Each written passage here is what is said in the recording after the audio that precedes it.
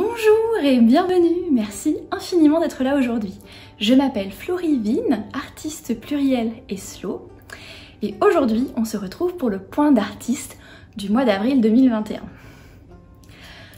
Alors comme vous l'aurez probablement deviné, si vous avez regardé mon presque point d'artiste du mois dernier, je suis en pleine réflexion autour de ma présence en tant qu'artiste sur les réseaux commerciaux, et moi les deux réseaux sur lesquels je suis présente c'est YouTube et Instagram. Et du coup, ce mois d'avril, j'ai repensé un petit peu les contenus que je crée pour ces plateformes-là. Et vous avez déjà vu un petit peu ces changements-là sur la chaîne, puisque vous avez vu que j'ai posté mon premier peinture en accéléré avec une discussion en voix off, que je vous invite à aller regarder si vous ne l'avez pas vu. Et du coup, là, je vous propose la nouvelle formule du point d'artiste mensuel que je souhaite garder, parce que si jamais j'ai des projets en date limite, ou si jamais je prends des vacances, ou ce genre de choses, et que je ne peux pas filmer une vidéo par semaine, j'aimerais avoir au moins ce rendez-vous mensuel avec vous. Mais je ne voulais pas garder la formule qui était présente jusque-là, qui était où je filmais et j'enregistrais en même temps pour le podcast une demi-heure, 35 minutes de discussion sur ce qui me tarabuste en ce moment en tant qu'artiste, des coulisses, des réflexions, etc. Parce que en fait ça se prête pas forcément au format vidéo en fait de m'écouter parler pendant 30 minutes sans qu'il y ait aucun intérêt au visuel en fait. Et donc du coup ces points d'artiste là vont rester en podcast, donc je vous invite à chercher Bulle Nomade dans votre application de podcast ou de voir la description, parce que du coup je vous ai mis le point d'artiste d'avril de podcast dans les notes de la vidéo. Donc si ça vous intéresse de m'écouter parler pendant 20 à 35 minutes à propos du sujet qui me tarabuste en ce moment, vous pouvez le faire en podcast. Et en vidéo, j'ai choisi une formule un petit peu plus visuelle, un peu plus interactive, un peu plus courte aussi, pour faire un petit peu le point sur différentes choses que j'ai pu faire, vivre, expérimenter ce mois-ci. Donc je pense que je vais tester au fur et à mesure des mois. J'ai plusieurs idées de capsules en fait, de thèmes, de petites thématiques pour la vidéo. Je mettrai pas toutes les thématiques dans toutes les vidéos parce que le but n'est pas que la vidéo fasse 30 minutes. Mais trois choses que je vais faire qui seront normalement dans toutes les vidéos, c'est vous mentionner le thème du mois que j'aborde en podcast, si jamais le thème vous intéresse pour pouvoir aller écouter en détail. Vous partager ce que j'ai créé ce mois-ci en tant qu'artiste. Et vous partager mes inspirations et favoris du mois. J'ai décidé de mensualiser en fait la vidéo trimestrielle des inspirations et favoris. Alors évidemment du coup il y en a moins, mais de vous partager 3-4 choses qui m'ont inspiré, que j'ai apprécié dans le mois. Déjà ça vous permet, peut-être quand je parle d'un truc, si j'en parle 3 mois plus tard et que c'est plus disponible ou que c'est plus la saison, etc., c'est dommage. Donc là j'en parle, on va dire, au plus proche de quand je l'ai découvert et quand je l'utilise quelque part. Et puis moi comme j'adore ça, les inspirations et favoris, ça rend la vidéo mensuelle vraiment cool pour moi, j'adore la filmer. Et puis ensuite on verra, comme là aujourd'hui je suis en train de vous présenter justement cette évolution éditoriale, je pense qu'il n'y aura rien d'autre. Mais dans les mois suivants, en fonction de la durée de la vidéo, j'ai d'autres idées de choses que je pourrais vous présenter dans ces points mensuels. Et donc, alors en podcast, ce mois-ci, je vous parle de prendre sa place et de définir sa propre place en fait dans le monde, dans notre milieu professionnel, de vraiment prendre la peine de le définir pour soi-même plutôt que de suivre ce qu'on nous dit que cette place devrait être. Évidemment, je vous parle de ma place d'artiste indépendante que j'ai choisi de prendre et comment je la définis, etc., etc. Donc ça, si ça vous intéresse, n'hésitez pas à l'écouter en podcast. En ce qui concerne justement les changements éditoriaux, donc je vais continuer à animer YouTube et Instagram, mais j'ai choisi de davantage montrer mon art. Donc déjà sur YouTube, de davantage tirer parti du format visuel, parce que si c'est juste pour vous parler, je peux le faire en podcast. Et de davantage montrer mon art en fait, notamment quand je fais des aquarelles, quand je fais des haïkus, quand je fais des choses comme ça. Il y a plein de choses à faire avec un format visuel sur Instagram, avec un format vidéo sur YouTube. C'est dommage de ne pas en tirer parti. Donc j'ai choisi déjà la qualité plutôt que la quantité, donc d'arrêter de me laisser emmerder par l'algorithme et de prendre le temps de créer des choses qui me font plaisir à créer, qui mettent en avant ce que je propose, qui montre un petit peu mon univers et qui vous apporte de la valeur. Et si je dois choisir en fait entre qualité et quantité, choisir la qualité et vous montrer davantage ce que je fais. Et peut-être que vous l'avez déjà vu sur Instagram puisque je montre davantage mes poèmes, mes aquarelles, etc. Et je prends beaucoup de plaisir à le faire, donc j'espère que ça vous plaît aussi. Ensuite, ce que j'ai créé ce mois-ci. Alors ce mois-ci, j'ai commencé le 30 mars je crois, les originaux de la série d'aquarelles que j'ai appelé Orbit, donc qui parle des planètes, des géométries orbitales, etc. Enfin j'ai choisi de faire un espèce de mélange de tout ça à l'aquarelle et à l'encre. Et donc il y a plusieurs formats, pour l'instant j'ai testé format 20 par 20 et format 18 par 26. Donc là je vous les montre rapidement mais je vous ferai des petits inserts peut-être pour mieux le voir. Donc là c'est la première que j'ai faite où j'ai voulu tester le côté système solaire. Ensuite il y a celle-ci où j'ai voulu tester plus le côté géométrique et le côté un peu abstrait avec les différentes planètes et le jeu sur les couleurs. Là j'ai fait une lune assez classique, une grosse lune avec 2 couleurs. Et je pense que j'en ferai d'autres, des planètes un peu classiques comme ça va être un peu le cœur de la collection je pense. Et là j'ai fait un test différent sur du vertical avec un fond et le côté orbite mais beaucoup plus stylisé, beaucoup plus abstrait finalement. Voilà, donc j'ai peint ces 4 aquarelles là ce mois-ci et j'ai super hâte de continuer à expérimenter avec cette collection Orbit. Et quand j'aurai, je pense, peut-être une vingtaine d'œuvres et que je me serai sorti les doigts pour faire mes recherches sur les transporteurs, les papiers de soie, les enveloppes cartonnées, les machins comme ça, et bien je les mettrai en vente sur la boutique. Autre chose que j'ai créé, c'est le zine printanier. Enfin, il n'est pas terminé au moment où je filme cette vidéo, mais je me fais confiance de le terminer à temps.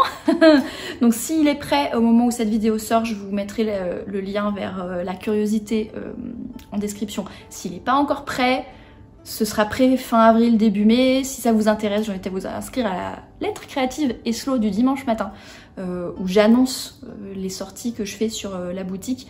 C'est pas des annonces toutes les semaines, hein, c'est pas une lettre commerciale, c'est un petit mot que je vous écris chaque semaine, mais quand quelque chose sort, je l'indique dans la lettre. Donc si vous avez envie de rester au courant, n'hésitez pas à passer par ce canal d'information là, qui permet aussi de ne pas rater les infos sur les réseaux commerciaux à cause des algorithmes. Mais en gros voilà, c'est un zine, c'est en fait un web zine, un magazine numérique qui est un PDF. J'ai prévu qu'il fasse une vingtaine de pages, me connaissant, ça se trouve il en fera 30 ou 40.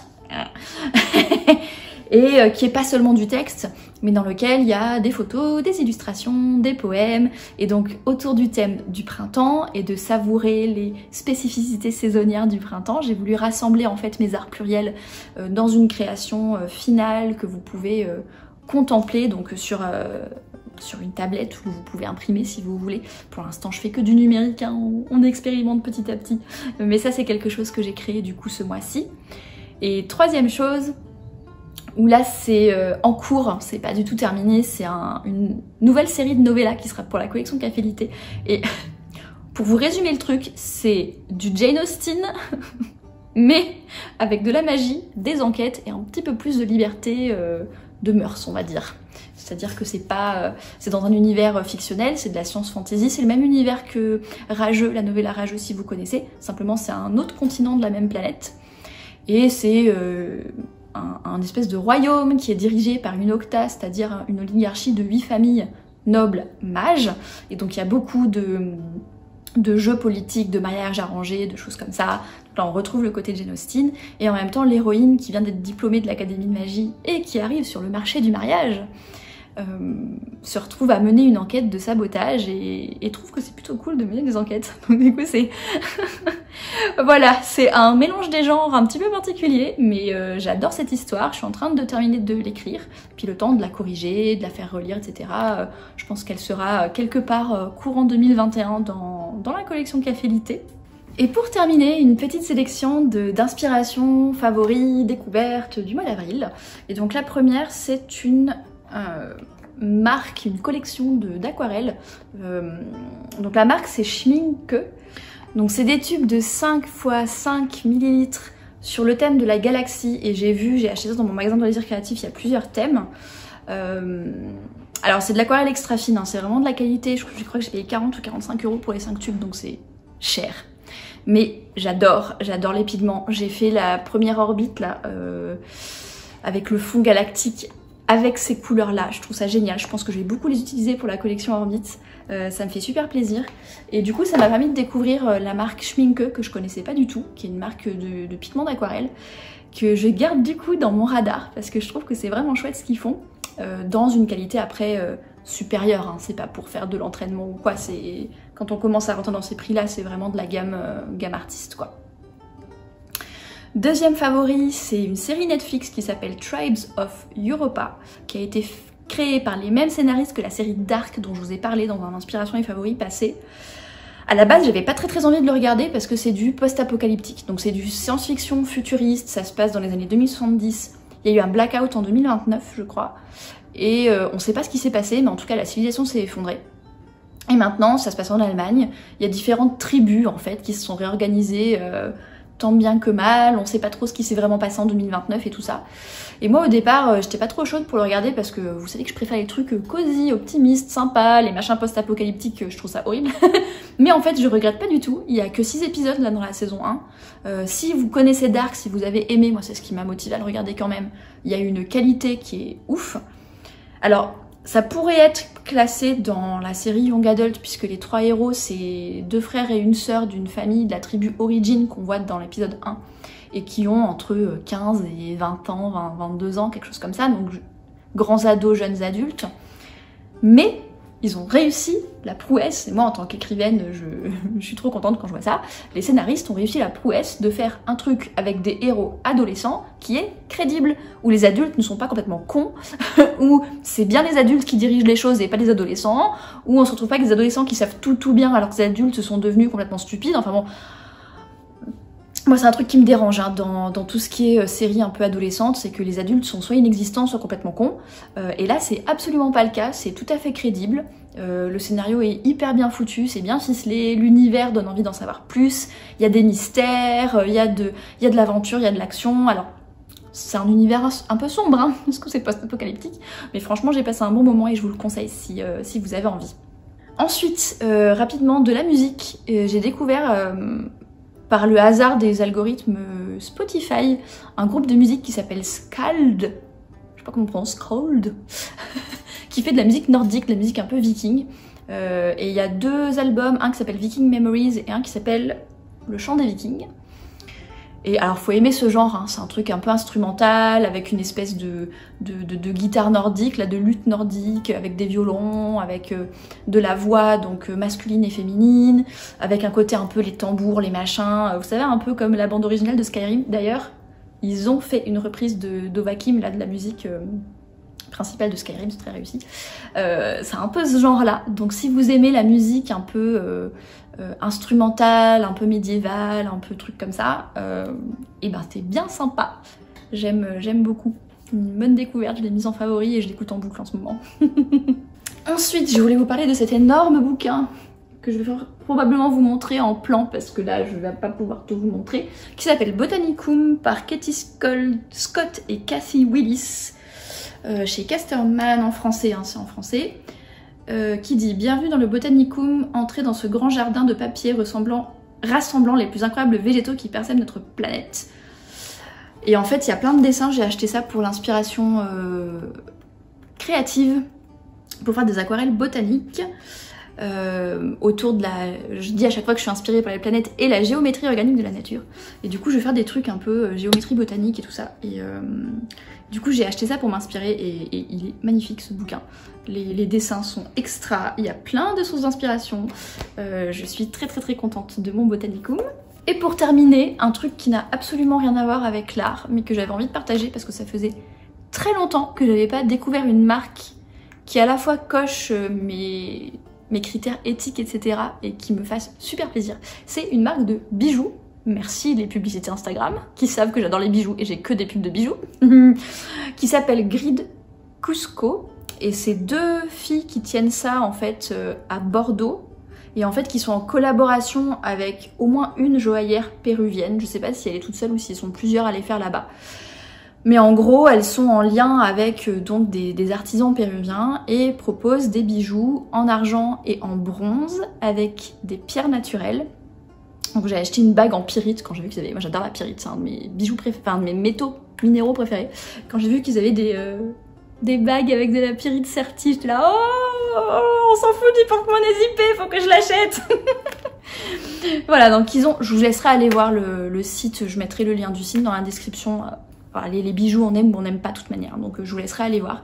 Mais je voulais partager ça avec vous parce que j'adore le style un peu ancien, un peu artisanal, un petit peu sympa. Et je les quitte pas les bijoux depuis que je les ai achetés. J'ai acheté un bracelet que j'ai là, j'ai acheté une boucle d'oreille qui est là, et j'ai acheté 2 bagues que je mets sur le majeur là.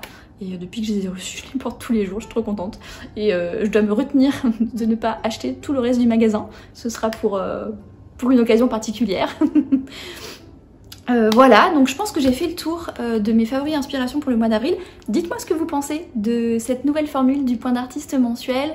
N'hésitez pas à me dire si voilà, ce qui vous a plu, si vous avez des idées de choses que je pourrais peut-être rajouter ou faire différemment, sachant que j'essaye de rester en dessous d'un quart d'heure. Je sais pas si j'ai réussi, mais j'essaye. En tout cas en dessous de 20 minutes pour sûr. En tout cas, j'espère que cette vidéo vous a plu. Je vous remercie infiniment de l'avoir vue jusqu'au bout. Je vous souhaite une belle journée, une excellente soirée et à la prochaine!